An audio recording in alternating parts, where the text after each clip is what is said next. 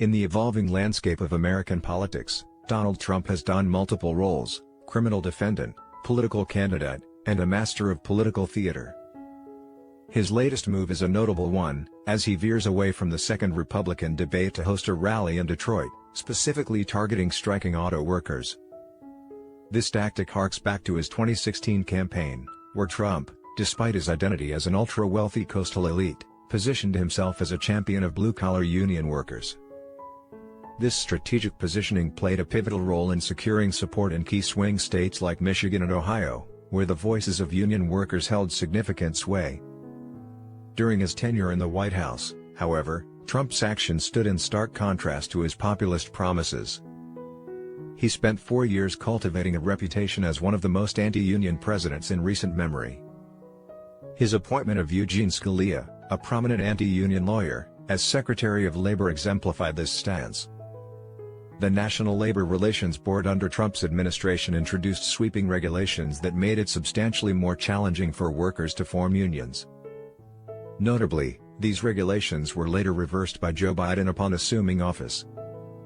Trump also reshaped the judiciary by nominating anti-labor judges, such as Thomas Farr, who had built a career on weakening unions through legal avenues.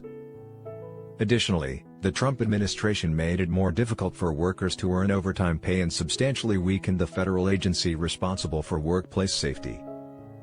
In contrast, President Biden's administration has been firmly committed to advancing a pro-labor agenda. His vocal support for the demands of striking auto workers and his meetings with workers involved in unionizing major corporations like Amazon and Starbucks underscore his commitment to labor rights. The appointment of a pro-union candidate for Secretary of Labor further solidified his administration's stance. Biden's appointees at the National Labor Relations Board have actively worked to expand union rights, offering a stark contrast to Trump's legacy. Now, as Trump and his team seek opportunities to regain political influence and court key demographics in crucial swing states, they are using Biden's emphasis on initiatives like electric vehicles to create a divide between the president and the unions that have stood by him.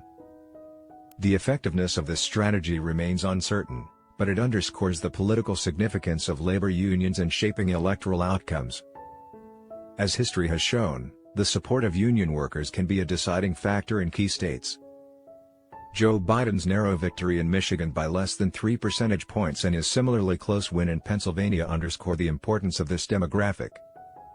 Whether Trump's latest maneuver to drive a wedge between Biden and union support will bear fruit is uncertain. What is clear, however, is that this strike could wield significant influence, potentially swaying the political fortunes of both parties in the battle for critical swing states.